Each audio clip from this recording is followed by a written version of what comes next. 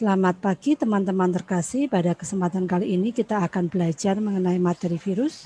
Seperti kita ketahui bersama bahwa saat ini kita dihadapkan untuk belajar dari rumah, bekerja dari rumah disebabkan karena pandemi COVID-19 atau Coronavirus Disease 19. Sebelum kita mempelajari mengenai COVID-19, kita akan belajar dulu mengenai apa itu virus, bagaimanakah strukturnya, bagaimanakah peranannya, dan replikasinya dalam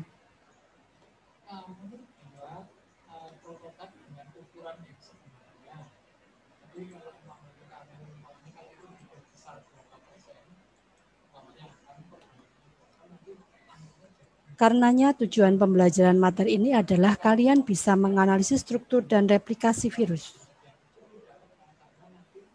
Materi yang akan kita pelajari adalah apa itu virus, bagaimanakah strukturnya, bagaimanakah replikasinya, dan peran virus dalam kehidupan. Apa itu virus? Virus adalah parasit kecil yang sifatnya obligat intrasel. Apa itu obligat intrasel? Bahwa virus ini harus parasit di dalam sel makhluk hidup atau sel organisme hidup. Virus ini hanya berupa genom, RNA atau DNA yang dikelilingi oleh selubung yang disebut dengan kapsid atau selubung protein kapsid.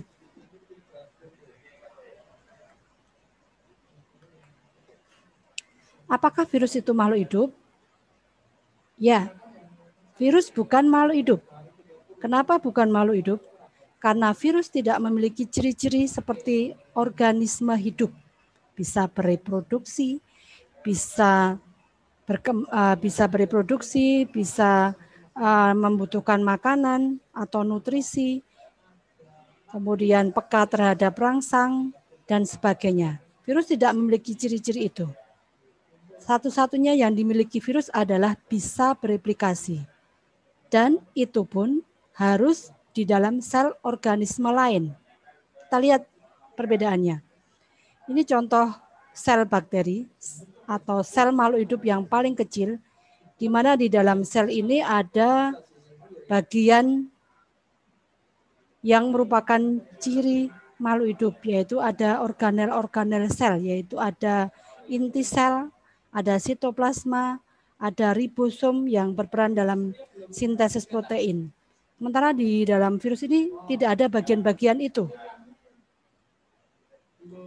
Lalu bagaimanakah struktur virus? Struktur virus atau virion, virion adalah satu unit virus lengkap yang siap menginfeksi sel inang.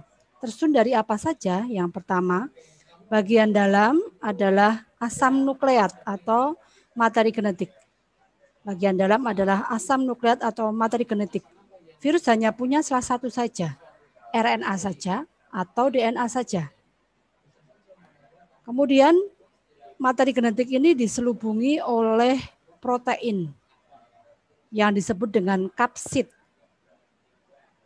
atau selubung protein.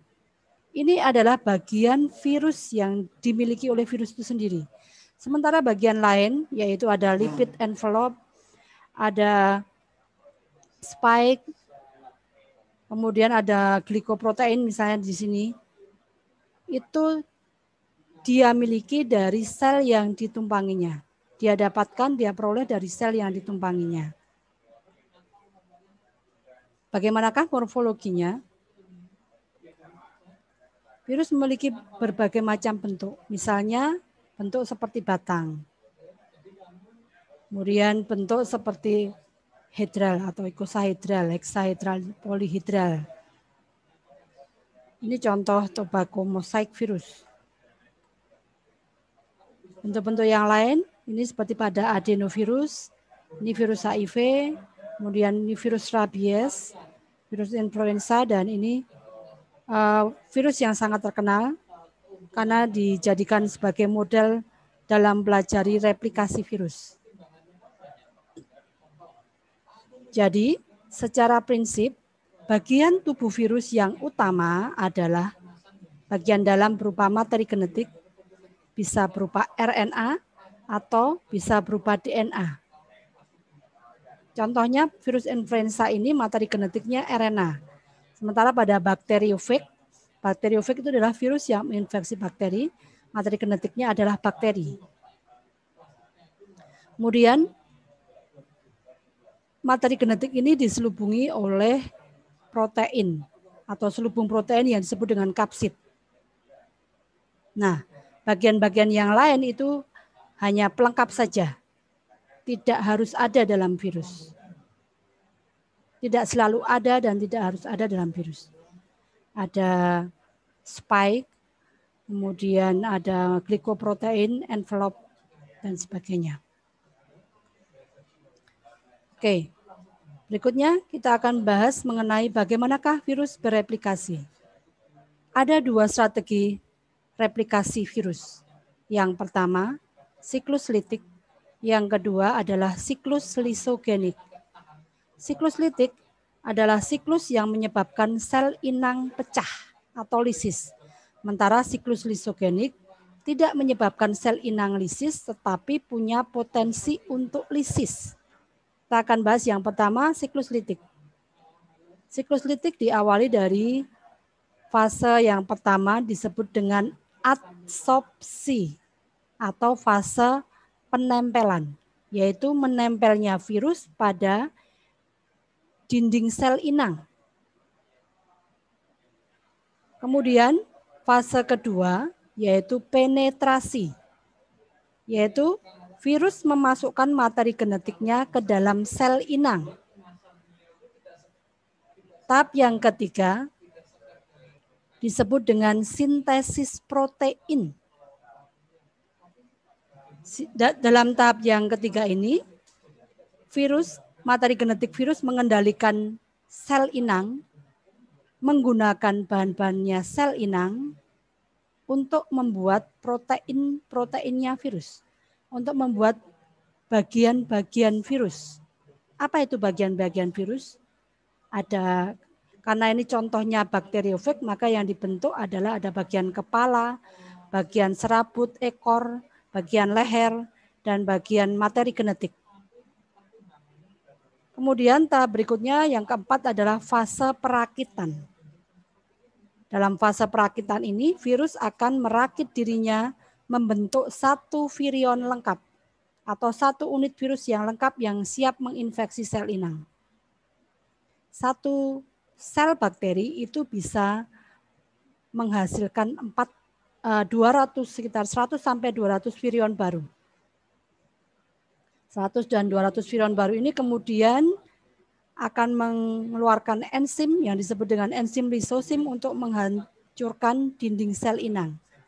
Sehingga virus bisa berhamburan keluar dan siap menginfeksi sel inang yang baru. Ini yang terjadi pada tahap siklus litik. Berikutnya apa yang terjadi pada siklus lisogenik? Kita lihat bedanya ya. Kalau lisogenik tidak menyebabkan sel inang lisis, tapi punya potensi untuk lisis.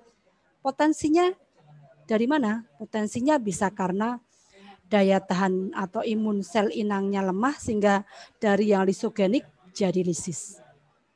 Atau karena faktor lain, misalnya karena faktor luar. Bagaimanakah tahapan-tahapan siklus lisogenik? Yang pertama sama, yaitu fase adsorpsi. Fase di mana virus menempel pada sel inang.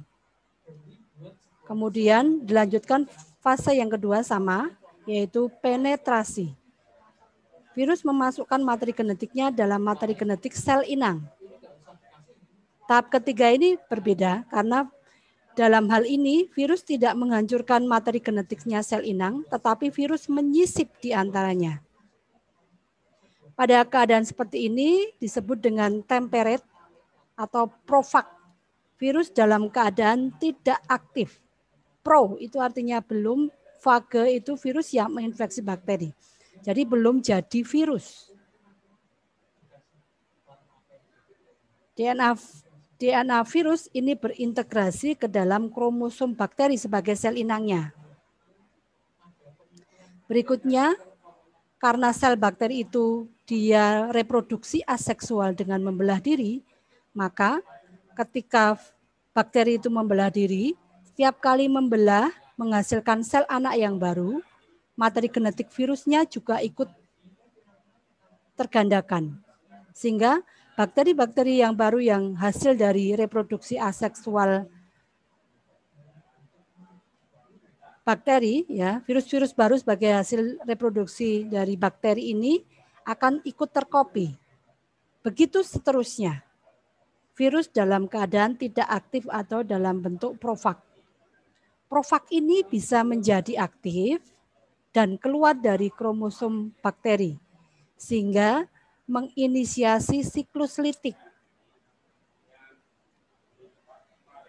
Sehingga tahapannya dilanjutkan dari adsorpsi, penetrasi, kemudian penggabungan atau integrasi, pembelahan, kemudian langsung lanjut ke sintesis protein. Karena materi genetik virus sudah menguasai sel inang, maka dia akan mensintesis dirinya, bagian-bagiannya. Setelah sintesis protein, maka bagian-bagian tubuh virus itu akan terbentuk, dirakit dalam fase berikutnya yaitu perakitan. Kemudian virus siap menginfeksi sel inang baru dengan cara lisis. Dia keluar dari sel inang, kemudian siap menginfeksi sel yang baru. Demikian penjelasan mengenai struktur virus, reproduksi virus. Semoga bermanfaat. Terima kasih.